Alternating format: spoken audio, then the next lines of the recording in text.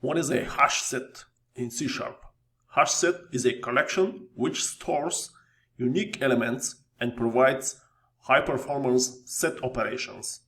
It is a part of the system collection's generic namespace and implements the iSet interface. So before we get to the code examples, let's quickly go over the features of the hash set collection.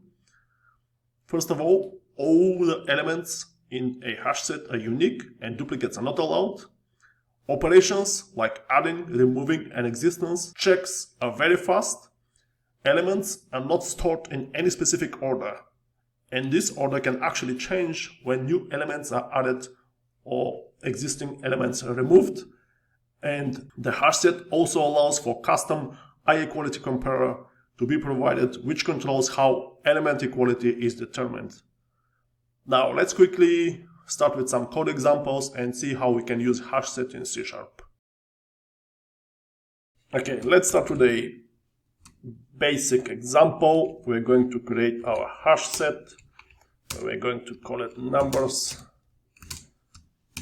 And let's add our first number, which is going to be 1. And let's print to the console the number of elements in the hash set. We have a total of numbers, and we're going to use the count of the hash set. So let's run it. And we have a total of 1 numbers. So let's see what happens if I try to add the same element. As you remember, the elements must be unique. So are we going to get an error, or what is going to happen? Let's run the program quickly. You can see that the program runs just fine. We did not get any error, but we have a total of 1 numbers. That means that if we try to add the same number over and over, it is not going to add it to the hash set. So all the elements must be unique in the hash set. We can add, let's make it a total of 5 different elements. And now let's run the program again. And we have a total of 5 numbers. Now let's print the numbers of the hash set. Let's change this. Okay. Let's create my loop for each. Let's make it number in numbers. Let's print each number to the console. Console, right line, and number. And now if I run the program, we're going to get the numbers of the hash set 137, 3666, and 27. And now let's use a different hash set. We can use strings, and then we're going to talk about how the elements are actually compared and how the hash set makes sure that they are unique. So let's change this to my strings.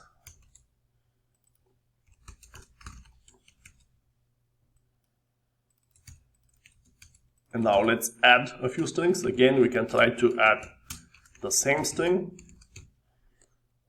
Let's make it first. Let's see what is going to happen.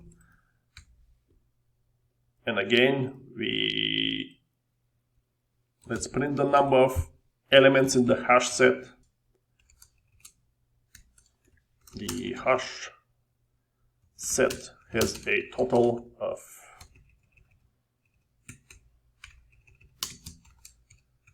strings.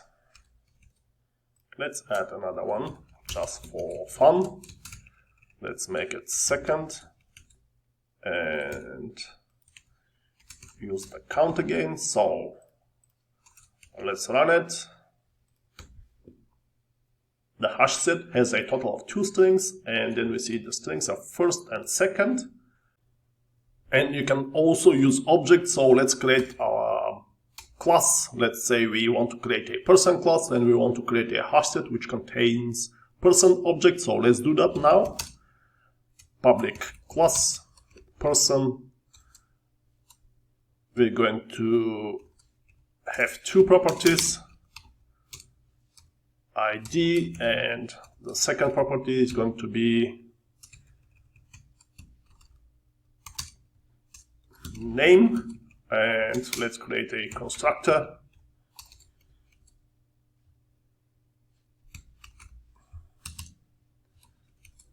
which takes string name and also ID, and now we're going to make ID equals ID and name equals name. So this is our person class. So let's quickly create our HashSet and persons. Now let's create a few person objects and add them to our HashSet. So let's go person1 equals new person1 John, and our second person is going to be Janet, and we're going to make this person 2. And now again, let's print to the console the number of elements that our HashSet has. The HashSet has elements.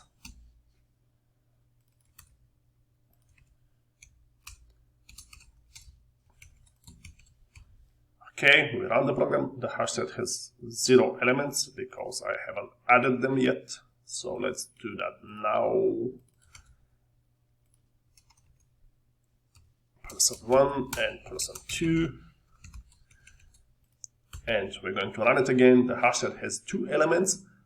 Now, the next thing I'm going to do, I'm going to override the equals method for our person class. And we're going to change it so that a person object is equal to another person object if their ID matches. So we don't care about the name, we only care if the ID matches. That means if we have 2 different objects with the same ID, they are deemed equal. And that means that if we try to add it to our person's HashSet, the second element that we try to add is not going to be added. So let's do that next. Okay, first let's override the equals method. So we're going to go public override bool equals, and we're going to first make sure that our object is not null. So let's go if object is null, or if they are not of the same type. So get type is different than object get type. We're going to return false, and then we're going to return true if the 2 IDs match. So we're going to do that next. So equals person and return ID equals,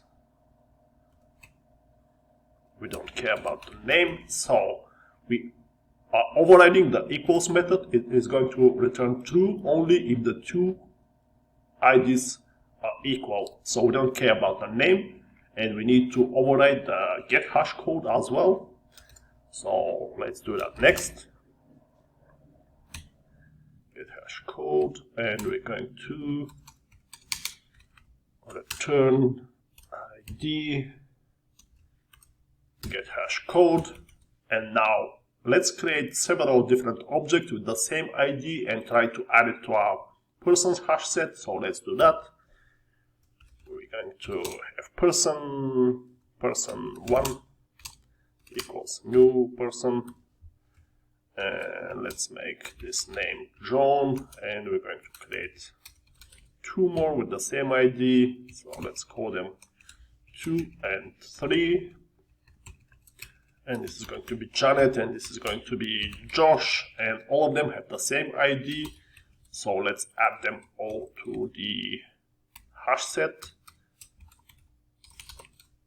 And 2 and 3, and again we're going to see how many elements does the hash set contain. So the hash set is a total of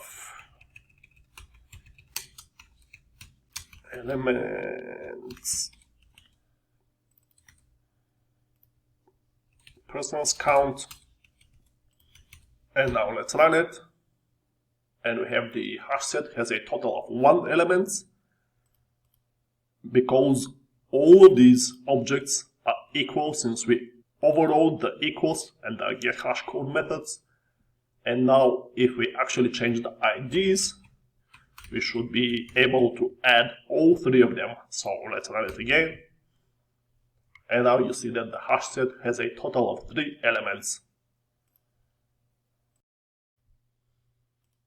So in order to establish if 2 elements are actually unique or duplicate, the hash set uses the equals and the get hash code methods, which is why if you use custom objects, you should override them. Now, let's see what happens if we don't override these 2 methods. So I'm going to, let me just remove these. I'm going to create a person2 with an ID of 1 and name of John. So it is logical that this element should not be added to our hash set, since it looks like these 2 are actually duplicates. But let's try to add them and see what happens. We're adding the person1 and the person2. They have the same ID and the same name. So let's run the program, and you see that the hash set has a total of 2 elements. This is why we need to override the equals method and the get hash code method to make sure that this does not happen, and then we can decide on how to override these methods and what is logical and what makes sense in our case. And if you remember, another feature of the hash set in C# is that operations like adding and removing and existence checks are actually quite fast. So I have created a little program that uses 2 collections, a list and hash set, and each one of them contains the same 200,000 elements, and we're going to time the adding operations and the existence check operation and see how they compare. The list and hash set should have similar times when it comes to adding elements. There could be a little bit of difference, but it should be more or less the same. But we should see significant difference in existence check. But let's run the program and see the output first. And you can see that the time to add 200,000 elements to list is 4 milliseconds, and the time to add 200,000 elements to the hash set is 8 milliseconds. So they are quite close. And when it comes to existence check of the 200,000 elements in the list, it took 2086 milliseconds. But when we use the hash set, it took only 1 milliseconds.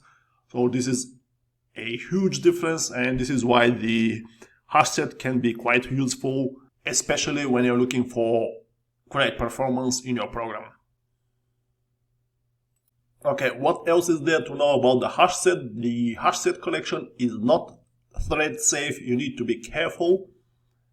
And if 2 separate threads try to modify the hash set collection at the same time, this could lead to unexpected results and corruption. And you should obviously take care of that, or use thread safe collections, or use locking and other measures that you want to take normally when coding multi-threaded application. Another feature is the optimal memory usage of the hash set. I'm not going to go into detail. And what is actually quite different from other collections is that the hash set has built-in methods for performing mathematical set operations. So let's demonstrate that quickly. I'm just going to delete all this code, and we're going to create 2 hash sets. We're going to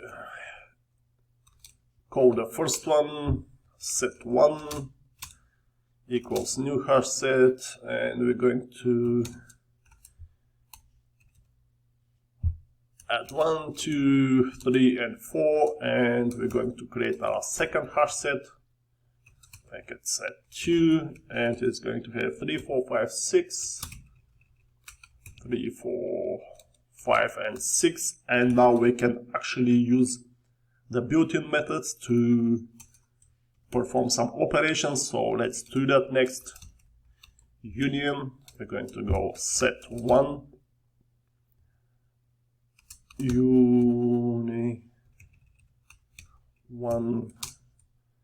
union with set2, and let's go intersection. Let me just copy this one. Intersect with, and the next one is difference, and we're going to use the except with, and we can print the results. So let's do that next. Just going to comment these lines, and we're going to print the set1 to see the results of each one of these operations, each one of these methods. So for each int in set1, we're going to print it to the console. So console right line I. Okay, let's run it. And the union gives us 1, 2, 3, 4, 5, 6. So let's test the other two methods. Again, let's comment this out. We're going to go intersection. And now we get only the 3 and 4, which are the two numbers that intersect between set1 and set2. And now let's test the final one, the difference.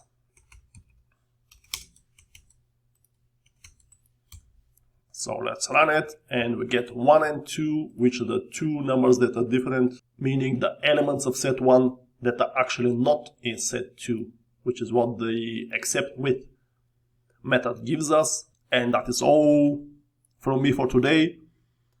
Hit the like button, subscribe to my channel. Thank you for watching.